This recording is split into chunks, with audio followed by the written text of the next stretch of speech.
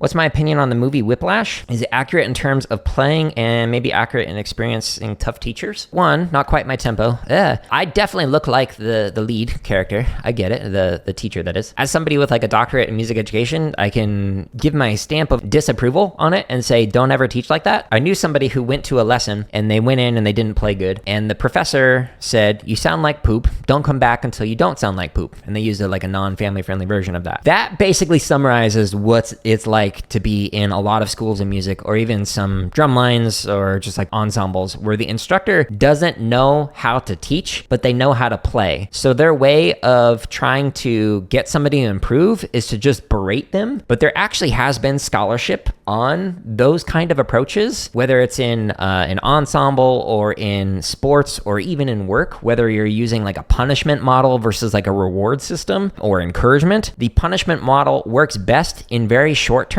for outcome, but in the long run, it is the absolute worst way to go about doing things because it like completely demoralizes people. The majority of the people that I knew who went to school of music quit, just like end up dropping out of the school of music because it's just like that punishing and that terrible on the psyche. So you might get like a short-term result that the end product is good, but like the students might hate like making music or might hate being in the ensemble or hate the teacher. And in the long run, that is just like an absolutely terrible way to teach. A lot of the professors or instructors or techs or whatever that end up teaching and like think that like being mean is somehow being a good instructor, they're doing that because they don't understand pedagogy. They might not have studied how to actually teach, and they haven't thought about like how do you actually improve over time. I've been teaching since 2003, so like more than 2 decades, and like I have 3 degrees in music education. I still feel like I'm learning about how to teach and how to communicate in a way that can impact a variety of students. I've taught every single grade, kindergarten through doctoral student, in not just music education context, but also in computer science context. So I've seen a wide range of students, literally thousands of students across multiple domains, and every single student is going to be different. So if I like go into like an ensemble setting where like a snare line, let's say there's like 8 people all playing the exact same way, and I go like give one comment and expect all 8 of them to get it, good luck. That's just not going to work. The people who tend to teach that way just haven't, in my experience, had enough experience working with a wide range of people in a wide range of context. And the more you get, the more you realize you have to like cater it towards the individual. If you just focus on like the average or the main group, you're going to leave some people behind, whether it's the people who are struggling and just don't understand it, or the people who are advanced and they're like, this is boring. Like, why do I want to learn this? So you really have to, like, if there's 8 people on the line, you have to work with all 8 of them as individuals. And that makes you a better performer as well. One of the cool things about like having taught all these different levels, like in so many subject areas, is it helps me to better understand the content that I'm teaching, because I have to rephrase it several different ways, the exact same concept, approaching something from multiple different angles, multiple different attack points to like just be oversaturate like the understanding until students can like really demonstrate it. Another way that you can actually check for understanding, instead of just like being at one directional, I teach at you, is you actually have the students teach something back to you. That way you can like figure out like what the gaps are in their understanding. Because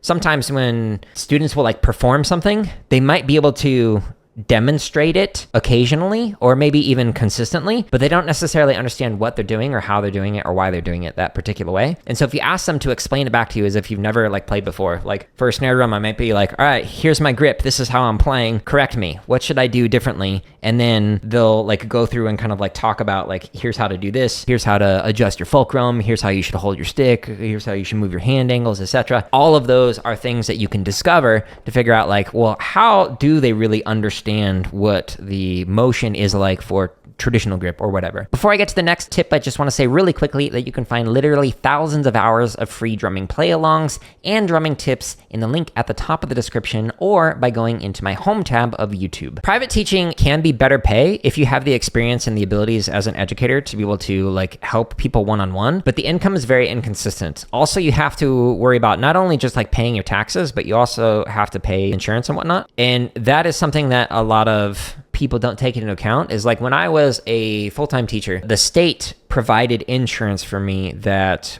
would have cost like hundreds or thousands of dollars a month, in addition to like the taxes being taken out. So that's a kind of payment that a lot of private instructors don't necessarily think about. But the payment is also super inconsistent. So like when I was teaching privately and doing drum corps, I would go away from the summer and like my entire income would go away for a couple of months. And then I'd come back and like some students would just like move on and find another instructor because they didn't want to wait a couple of months for me to come back. But also like in the holiday times, like students would go away and like travel for family. So like even though the hourly rate was higher, it's like one week I might make like $1,000 and the next week I might make like $50. Like it was super inconsistent. With public, there's also a lot of stuff outside of teaching that you have to account for. I had to do like lunch duty and like go to meetings and stuff. Like lunch duty where you just stand around and make sure children don't light things on fire during their lunchtime. Like that was a complete waste of my time. You could have paid a paraprofessional minimum wage as opposed to me, like a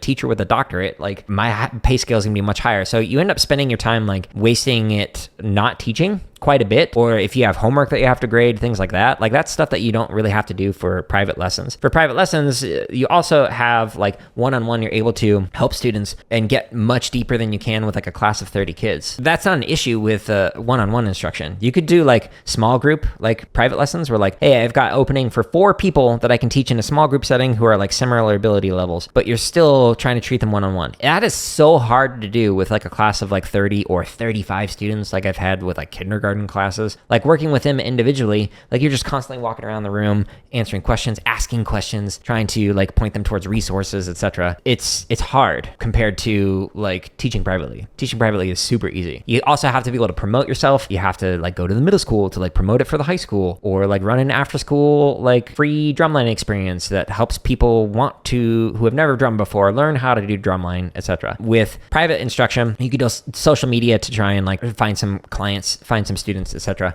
But if you have like a mandatory class, like the computer science classes that I taught or the general music classes that I taught, everybody had to be there whether they wanted to or not. I didn't have to worry about marketing or advertising it. But that also creates some issues. So like having taught classes where people are paying to be there, like thousands of dollars sometimes, versus people who are required to be there, it's night and day. The people who are paying for their college education or even for like drum corps or drumline or whatever, they're automatically bought into the subject area, which is very different than if you're teaching like a gen ed class where like everybody's required to be there. When I taught those kinds of classes, I had to really focus on like meeting the student where they're at, and like I can't assume that you actually like the thing we're talking about or exploring, etc.